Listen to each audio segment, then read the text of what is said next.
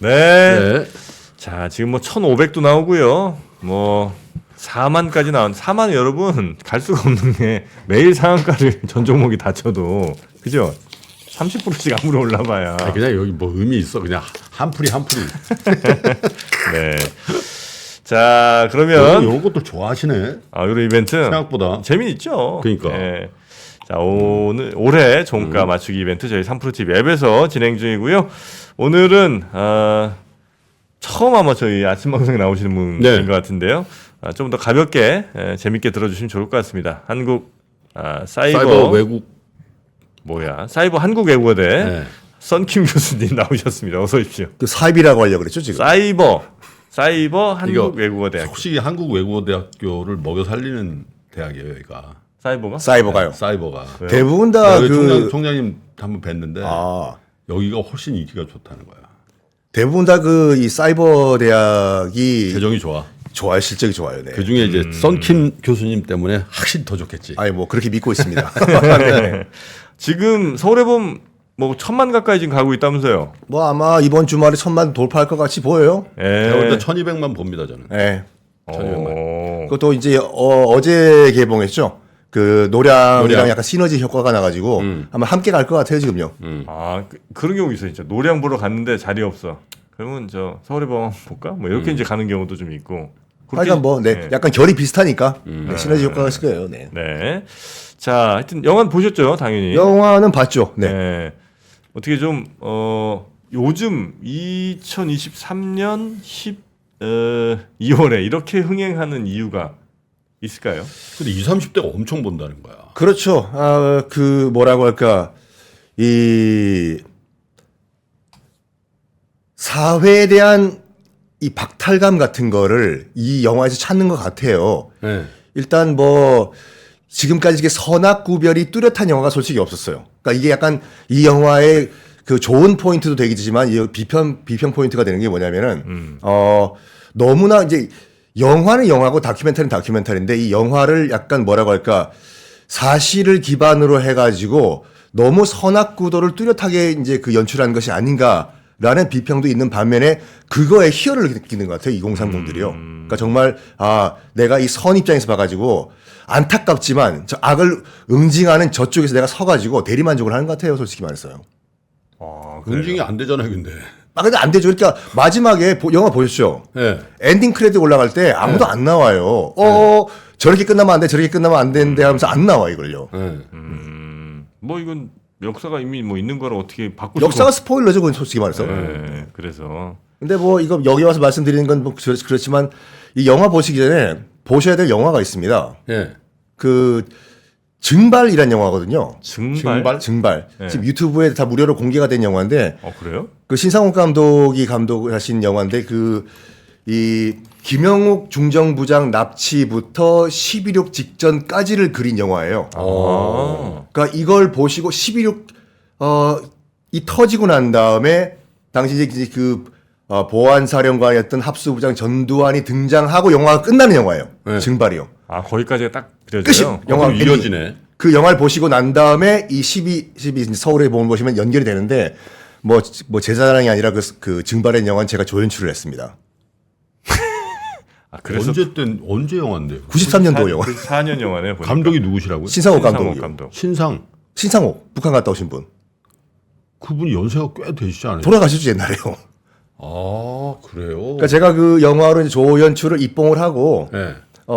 그 한 영화인데 네. 그러니까 그 영화가 이 딱 프리퀄이에요. 그걸 보시고 서울의 봄을 보시면은 당시 이제 그 유신 정권의 말기에 우리나라 상황이 어땠나를 쭉 보실 수가 있어요. 증발을 보면 증발이 그 개봉이 됐었어요? 개봉됐죠. 그 당시 이제 그 서울극장에서 개봉이 됐는데 그때 이제 멀티플렉스가 없었고 이제 각 극장별로 개봉했거든요. 개봉관이죠. 근데 그 94년도에 우리나라에 개봉을 했는데 당시만 하더라도 너무 약간 정치적으로 민감한 영화다라는 게 중론이어가지고 영화가 서울극장에 걸리자마자 일주일 만에 내려졌습니다. 그래서 약간 비운의 영화죠.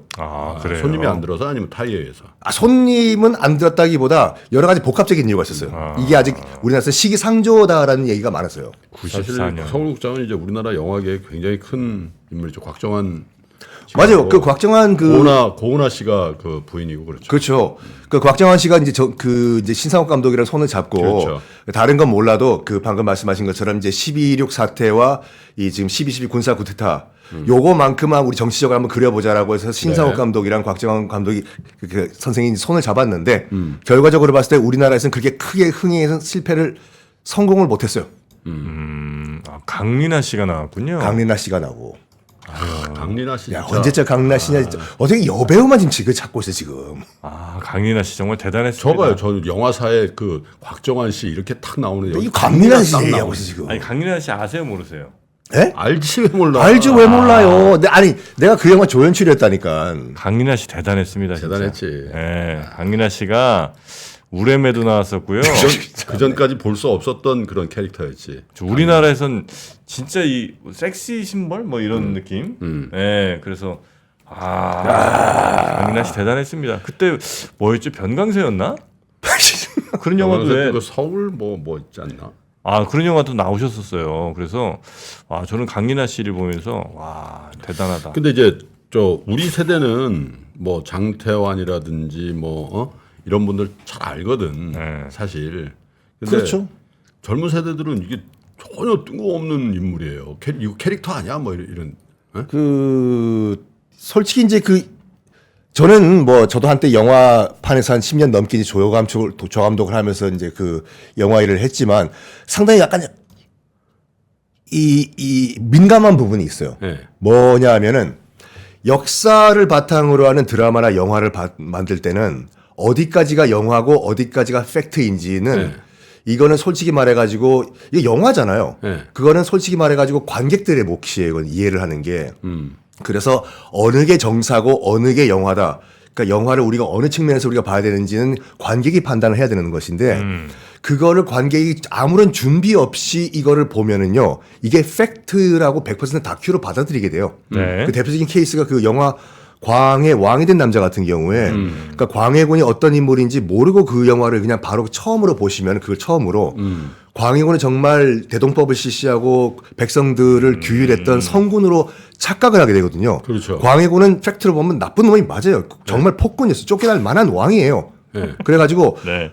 팩트는 팩트고 영화는 영화로 봐야 되는데 그러니까 이 영화 같은 경우에도 이제 그 전두광 이 묘사했던 하나회와 네. 그다음에 구테타 세력들은 정말 단죄를 받아도 시원찮은 정말 나쁜 악의 축이 맞습니다.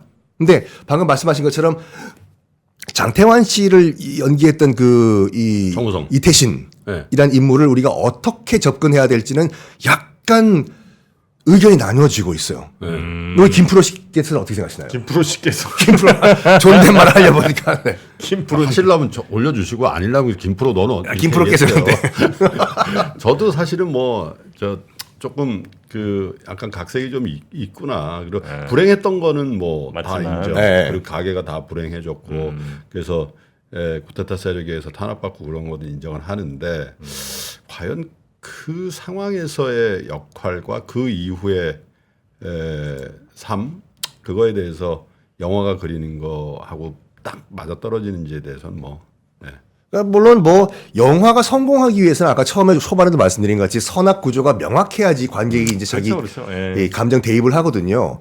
그런데 조금 아쉬웠던 게 뭐냐면은 이게 당시 하나회를 비롯해 가지고 당시 이제 72년 10월 유신 이후에 모든 군인들은 어느 정도 다 정치 군인화 돼 있었어요.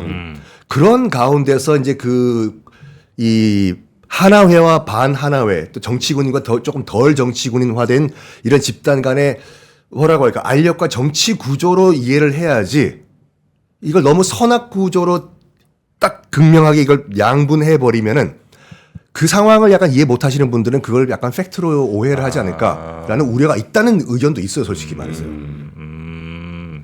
물론 이제 역사적인 평가를 받을 거야 당연히 받아야 되겠습니다만 너무 이제 그러니까 나쁜 쪽에 선 사람과 이 착한 쪽에 선 사람을 너무 이제 극단적으로 이렇게 생각해 버리면 우리 역사를 이해하는데 좀 객관적이지 못할 가능성이 좀 있겠군요. 그렇죠. 근데 이 영화에서 저는 굉장히 뭐랄까 그 신세대들 이 12.12 군사 반란에 대해서 모르는 친구들을 위해 가지고 정말 연출을 잘한 부분은 노재현 국방장관을 연기했던 김희성 씨라고 네. 봐요. 네. 솔직히 말해가지고 어떤 그 역사 사건에도 빌런은 있어요. 그러니까 여기서 솔직히 말해서 그 진짜 12.12 군사 반란도 그렇고 이 영화에서도 그렇고 진짜 빌런은 물론 전두광이 빌런이죠. 하지만 진짜 우리가 기억해야 될 빌런은 일단 당시 노재현 국방장관과 영화에서는 약간 아쉬운 게 뭐냐면 그 최규하 전 대통령을 어떻게 묘사를 했냐면은 쿠데타를 나름대로 막으려고 했는데 이 본인 압력에 역할, 그렇죠. 본인이 할 수 있는 한 최대한 막아보려 했으나 역부족이었던 사람. 역부족이었다라고 하면서 마지막으로 사후제가라고 시간 쓰잖아요. 네. 그러면서 끝까지 뭐 저지를 해줬던 그런 인물이다라고 묘사를 했는데 솔직히 그건 아니에요. 대통령 권한 대행이 아니라 당시 최기화 대통령은 물론 유신의 잔재였지만 통일조치국민회의에 의해 가지고 정식으로 뽑힌 정식 대한민국 대통령이었거든요. 네. 통수권자죠. 국군 통수권자예요. 그러니까 저는 이렇게 보거든요. 그 영화를 보면서 약간 그 우리 김프로 님도 예. 우리 정프로 님도 아시겠지만 뭐가 오버랩이 됐냐면은 그 여말 선초의 공양왕이 생각이 났어요. 네. 공양왕 같은 경우에도 딱 이성계가 위화도 회곤하면서 구태타를 일으킨 이후에 솔직히 말해가지고 우왕, 차왕 다 끌어내린 다음에 자기가 왕 되면 돼요, 솔직히요. 근데 이성계가 가장 집중했던 게 뭐냐면 명분. 나는 정말 명분을 가지고 스텝 바이 스텝 나는 왕이 되겠다라고 하면서 기다린 거잖아요. 그러면서 우왕, 창왕 날려버리고 마지막으로 끝까지 개기니까 이거 좀 만만한 애가 없을까 하다가 먼 친인척 가운데서 왕씨 가운데서 이제 공양왕이 되는 고려의 마지막 왕을 앉혔어요. 그래서 이 공양왕을 앉히면은 압력을 넣으면은 스스로 아이고 여기 있습니다라고 왕자리를 주고 선의할 줄 알았는데. 선의를 하고 자기 내려올 거라고 생각을 했어. 웬걸 공양왕은 끝까지 버팁니다. 실제로는 정도전을 비롯해가지고 이성계 세력을 다 날릴 그런 조치까지 취해요. 거기에 이제 이성계가 내가 정말 사람 잘못 봤구나. 공양왕을 만만하게 본 게 아니었어. 이게 생각이 나는 게 뭐냐면 조금이라도 약간 그 당시 최기화 대통령이 공양왕 같이 물론 바지 사장으로 앉혀진 거는 뭐 그렇다 치더라도 끝까지 좀 약간 군 통수권자로서 야, 이 반란군 진압하라고 자기가 좀 지휘를 좀 했으면 어땠을까라는 그런 아쉬움이 들어요. 솔직히 말해가지고. 노재현 장관 당시도 미팔군으로 정말 도망간 것도 잘못했지만 진짜 군 통수권자는 장태환 장군이요. 그 살아생전에 그 인터뷰를 했을 때 이런 말을 했거든요. 다 끝난 다음에 진짜 아쉬운 건 뭐냐면 노재현 장관이 정말 잠깐 도망간 것이 아쉬운 게 아니라 군 통수권자인 최규하 대통령이 왜 그거를 못 막았냐. 그게 정말 통탄스럽다. 그 인터뷰를 한 게 있더라고요. 네, 그래도 전 네. 동의를 합니다. 뭐, 그러니까요. 네. 그 영화에 이제 뭐 말씀하신 것처럼 선악구도를 좀 그리면서 이쪽 편과 이제 또 반대편을 좀 더 이렇게 부각하거나 조금 더 과장을 해야 극화할 수밖에 없는 상황이 좀 있긴 있었겠죠. 네. 대신 이제 우리가 보는 사람들이 그거를 좀 사실은 사실대로 그리고 이제 좀 극화한 부분은 그렇게 좀 받아들여야 되는데 그걸 뭐 일일이 다 공부하지 않은 이상은 그냥 저런 일이 있었겠거니. 아니 싱크로율이 제일 높은 게 누구였어요? 누구는 이제 그 노태우 역으로 나온 거기가 제일 싱크로율이 높다고 뭐. 김호랑 소령 아니에요? 김호랑 소령도 그 싱크로율이 높지만 방금 김프로님께서 말씀하신 것처럼 제가 딱 극장에 가가지고 이게 아재들인가 MZ세대인가 딱 그 구별이 되는 포인트가 있더라고요. 그 노태우 장군을 연기했던 그 부부의 세계 그 배우 네네네. 박해준 네. 씨가 부부의 세계. 부부의 세계. 맞아, 부부의 세계 나왔지. 이런 걸 좋아해서 이거. 네. 부부의 세계 나왔어. 김예. 예. 부부의 세계 그 박해준 씨가 연기를 했던 노태우 장군이 한참 설득을 하다가 이를 얘기를 해요. 아니 내 말 들으라고 나 좀 믿어주세요. 이런 대사를 쳐요. 네. 그걸 쳤을 때 저를 포함한 아재들은 빵 터졌어요. 그렇죠. 근데 MZ들은 이해를 못해. 옆에 있는 아재들이 왜 웃는지 저거를. 그걸 봤을 때 약간 뭐라고 할까 생긴 것도 비슷하잖아요. 네. 그래서 노태우 장군 역할을 했던 박해준 씨가 가장 싱크로율이 높다고 보고 또 웃음 포인트가 뭐냐면 이것도 MZ 세대들이 이해를 못한 포인트인데 그 이순자 씨요. 네. 이순자 씨 같은 경우에 잠깐 잠깐 나오잖아요. 나오더라고. 거기 약간 턱이 긴 배우를 섭외를 하셨는지 아니면 네. 분장을 하셨는지 모르겠지만 거기도 빵 터져 아재들은요. 네. 옆에 있는 아재들은 그걸 왜 터지는지 이해를 못해요. 아, MZ들은 MZ들은요. 그러니까 그런 포인트 약간 싱크로율이 네네네. 높지 않나 봐요. 아. 주식 혹시 하세요? 네? 주식 같은 건 안 하세요? 주식이요? 네. 제가 그래서 여기 왜 나오나 싶었는데 저는 솔직히 말해가지고 1 더하기 1은 2예요. 네. 네. 1 더하기 2에는 2 플러스 알파가 있으면 안 된다고 봐요. 안 하신다는 얘기군요. 하죠. 네. 아. 갑자기 그 얘기 왜 하세요? 아니 그 혹시나 또 아침에 또 여기 이제 투자하신 분들이 워낙 많다 보니까 네. 또 물어보시는 분들이 계셔서 한번 여쭤봤습니다. 네. 저는 그 외모상으로 싱크율이 제일 높은 거는 유학성 역 했던 거. 그렇죠. 유학성. 깜짝 놀랐어. 저 정말 그분이 잘 살아오신 줄 알았어. 그분이 작년에 그 안타까지만 잡고 하셨어요. 그게 작년에? 이게 유작이거든요. 네. 저기 유학성 씨가 살아계신 거 저기. 그러니까. 싱크로는 100%. 100%. 외모는. 아 그래요? 100%라 100%. 야, 어떻게 그런 분을 캐스팅하셨는지 그죠? 진짜. 아, 근데 돌아가셨구나. 그 영화 그게 이 영화가 마지막 유작이었습니다. 너무 흡사하시더라고. 네. 저는 예전에 그 제오공화국을 참 재밌게 봤었는데 그 왜 이도카 씨 나온 거 있잖아요. 네, 그거 아주 한 40부작인가 뭐 이렇게 되는데. 근데 저 솔직히 말씀드려 이덕화 저 선생님 연기는 잘하시는데 네. 전두환 역할은 잘 안 맞았던 것 같아요. 그럼 전두엽 역할 누가 맡았다고 생각하세요? 이번에 나온 황정민 씨 난 소름 끼치던데. 그렇죠. 저 그 예전에 그 약간 약간 캐리 한 거 아니에요? 전두환 씨 닮았다고 해가지고 방송 금지당하신 박용식 씨. 박용식 씨. 네. 저 방학동에서 참기름 가게. 참기름 가게 하시잖아요. 네, 맞아요. 한동안 방송을 못 나오셔가지고 그 양반이 저 지금 박용식 씨 사진 있으면 한번 찾아서 어디? 올려봐. 아니 찾으면 한번 올려보라고. 아니 솔직히 닮진 아니 않았는데. 닮진 않는데 머리가 빠졌다고 머리가, 해가지고. 네. 근데 웃기는 게 뭐냐면 그때 박용식 씨는 그 방송 출연 금지당했어요. 네. 근데 그때 이주일 씨는 금지당 안 당했거든. 누구요? 네. 이주일 씨요. 아. 근데 개인적으로 왜냐하면 전두환 그 당시 대통령이 이주일 씨 그렇게 좋아했대요. 그 이주일 코미디를. 씨가 사실 50 때부터 컸어요. 50 때부터 컸죠. 아 그래요. 요번에 그 박용식 씨 그 따님이 음. 그 다른 프로그램 여긴 방송국이 아니구나. 그 JTBC의 싱어게인에 네. 이번에 한번 그 무명 가수로 나오셨는데 아버지랑 똑같이 생겼었어요. 누구 박용식 씨 아니, 딸이? 설마. 예? 설마 어떻게 똑같이 되기? 아니 박용식 씨가 솔직히 말해가지고 남자지만 굉장히 이목구비가 예쁘신 분이었어요. 네. 박용식 씨야. 따님이 이번에 그 싱어게인에 나와가지고 성우 있잖아요. 박용식 씨 그 따님이 네. 그 뭐냐 그 겨울의 왕국 때 안나 네. 안나 목소리를 한 그 성우예요. Let it go, let it 아 go. 그래요? 그 성우를 하시다가 이번에 싱어게인이 나왔는데 안타깝게 탈락을 하셨더라고요. 아 그래요. 싱어게인이 이번에 뭐 49번이야. 49번 그렇죠. 49번이야. 49번 끝까지 대세 갔죠. 49번으로 딱 결정이 됐더만. 거의 지금 분위기는 이게 3프로 TV가 아니고 아침마당 분위기를 지금 하고 있거든요. 연말이라 그냥 하루 아침마다 정도. 좋지. 네, 하루 정도는 이렇게 또 하루 정도 가볍게 네. 네, 가볍게 이번에 좀 크리스마스지 않습니까? 네. 네. 어차피 또 9시에 열면 장 좀 빠지게 돼 있거든 지금. 아 그래서 박용식 씨 사진 못 구했어? 안 누군지 못 봐서 몰라, 왜? 사실은. 박용식 씨를 모른다니까. 박용식. 박용식 한번 검색해보세요. 지금 이 방송 네. 보시면. 저 밖에 아유. 있는 세 사람은 박용식의 존재를 모른다니까.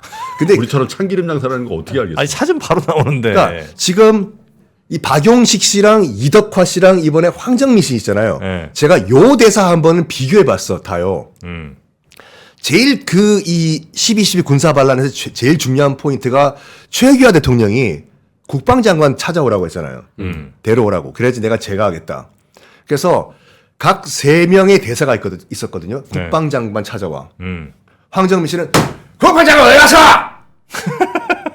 저 양반도 저 문제예요. 왜? 그래갖고 그래서 이덕화 씨는 그때 제공호에서 국방장관 찾아오라.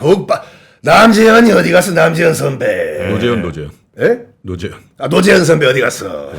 이건데 아마 유튜브 보시면 박용식 씨의 버전이 있어요. 네. 근데 그 양반이 이게 약간 독서를 못 하시는 분이에요.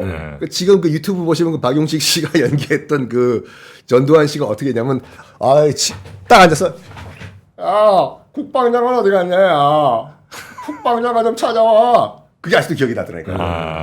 그러니까 전두환 대통령을 연기하기 너무 착하신 분이었어요, 솔직히. 그러니까 제가 볼 때는 황정민 씨가 네. 저는 진짜 황정민 씨 평상시에도 연기를 좋아하지만 소름 끼치더라고. 그래요? 그러니까 이 영화는 솔직히 완전 거기 나왔네요. 아 저분이 이제 박용식 씨입니다. 조금 키워봐 사진지. 아니 저 박용식 선생님은 내가 볼 때 한 50m 전방에서 보면 진짜 전두환 같아. 대머리이기 때문에요. 그것도 그렇고 전반적인 체격이나 뭐 이런 것들도 그렇고. 이목구비도 좀 닮으신 것 같은데. 근데 박용식 씨가 우리나라 TV 드라마나 영화 처음으로 네. 그 전두환 대통령의 성대모사를 처음으로 하신 분이에요. 방송에 처음으로 뻔히는 이걸 처음에 하신 아, 분이에요. 그래요? 맞아요, 네. 오. 얼마나 하고 싶었겠어요. 이것 때문에 참기름집을 하셨는데. 그러니까. 네. 그래서 그 정권 바뀐 다음에 네. 상당한 그 기간 동안에 본물처럼 출연 섭외가 많이 있었어요. 아, 보상을 좀 그럼요. 받으시긴 했어요. 네, 알겠습니다. 하나회라는 게 그때 당시만 하더라도 진짜 야 저렇게 거미줄처럼 왜냐면 감청을 다 해버리잖아. 예? 그 화합형이니 뭐 화합형이요, 이런 거, 네. 감청 다. 네. 그러니까 이게 야 정보라는 게 참 중요하구나. 보안사 정보. 그렇죠. 뭐 방금 말씀하신 것처럼 근데 하나회라고 해서 뭐랄까 이 조직력이 그렇게 탄탄한 건 아니라는 게 참 이 영화의 좋은 포인트가 그거예요. 그러니까 일사불란하게 착착착착착 구태타가 진행된 게 아니라 같은 하나의 멤버라고 하더라도 심지어 노태우 장군도 극 중에서 마지막 순간까지 갈등을 하잖아요. 이쪽을 붙을까 저쪽을 붙을까. 그래가지고 전 12.12 군사반란은 정말 운이 좋았다고 봐요. 정말 그 신사협정이 이루어지지 않고 저 부평에 있던 저기 그 구공수 여단이 정말 밀고 들어왔으면은 거기 그 노태우 대통령이 이제 그 회고록에 썼지 않습니까? 만약에 구공수 여단이 이제 그 한강다리 넘었다는 거 소리 들으면 난 권총 자살할 거라고 했다 할 정도로. 그러니까 그 11.6의 박정희 대통령이 시해당한 이후에 봐봐요. 물론 우리나라 지금 그때 당시 권력 공식 서열은 대통령, 국무총리, 그다음에 계엄사령관이었지만 실질적으로 권력은 뭐였냐면은 이 대통령, 그다음에 경호실장, 그런 다음에 정보를 쥐고 있는 양 군 정보, 민간 정보였어요. 그렇죠. 중앙정보부 보안사예요. 근데 예고에도 없이 갑자기 11.6이 터졌어요. 궁정동에서요. 참고로 그 영화 증발을 보시면요. 맨 첫 장면에 궁정동 안가 11.6 그 이 파티 장면이 나오거든요. 거기에 제가 웨이터로 출연합니다. 저예산이군요. 그러니까 조연출이. 저예산이 아니라. 신상욱 감독인데. 아 이게 그때 하필이면 그 궁정동 안가 그 씬을 찍는데 이 지배인 역할을 할 엑스트라가 펑크를 내고 안 나오신 거예요. 그래서 신 감독이 찍긴 찍어야 되는데 그 엑스트라가 안 나오니까 딱 보더니 야 조연출 썬킴 네가 턱시도 입고 들어가 해서 얼떨결에 들어갔어요. 그때 그 사람들 뭐 그 참 다 잘 만들지 않았습니까? 누가요? 그렇죠. 네, 그때 당시를. 하여간 봐봐요. 그래서 11.6이 터진 다음에 현장에서 넘버 1, 2가 죽었어요. 네. 차지철이랑 그다음에 박정희 대통령이랑 넘버 1, 2가 죽고 그다음에 공동 넘버 3인 보안사령관과 지금 중정부장이 있는데 중정부장은 일단 이 당사자로 체포가 됩니다. 그러면 지금 현실적으로 우리나라의 권력 서열 1위는 보안사 전두환 장군이 된 거예요. 그리고 거기다가 합동수사본부가 꾸며지면서 합동수사본부는 말 그대로 검찰, 경찰 모든 수사권을 다 어우르는 그런 권력의 핵심이거든요. 모든 권력이 몰빵된 상태에서 그러니까 전두환 대통령은 자기 본인 스스로 그 얘기는 한 적이 없으나 정황상 봤을 때 이렇게 됐는데 내가 이때 한번 권력을 잡아봐 라고 해서 얼떨결에 12.12 군사반란이 조직이 됐다라는 게 중론이고 저는 이제 그 시간 다 된 것 같은데 마지막으로 네. 정말 안타까운 게 뭐냐면 10월에 보면요. 그 12.12 사태가 아니라 마지막으로 그 다음에 5월 17일 군사 2차 구테타까지 그 기간이지 않습니까? 그리고 이제 바로 하루 다음날 5.18 광주 민주화 운동으로 이제 그 서울의 봄이 끝나는데 네네. 정말 안타까운 게 뭐냐면 마지막으로 이게 정말 서울의 봄이었다고 하면 영화가 엔딩 크레딧 올라갈 때는 물론 군가도 나오지만 엔딩 크레딧 올라갈 때 배경 화면으로 5.18 광주 민주화 운동 장면이 나와면은 진짜 서울의 봄이 완성되지 네네. 않았을까라는 아쉬움이 있습니다. 다음에 이제 썬킴 교수님이 썬킴 감독의 다시 재기작으로 김프로님께서 그러면 전두환 역할을 좀 하시겠습니까? 저는 아무래도 전두환 역할보다는 노태우 역이 어울릴 것 같습니다. 왜요? 이 사람 믿어주세요. 알겠습니다. 본인이 할 거야. 전두환은 나야. 정프는 뭐 할래 그죠? 내가 전두환이야. 아이고, 네. 얼른 들어가. 알게 갑니다 나는요. 네, 고생 많으셨습니다. 나가면 돼요 그냥? 네, 네네. 들어가세요. 네, 네. 아, 예.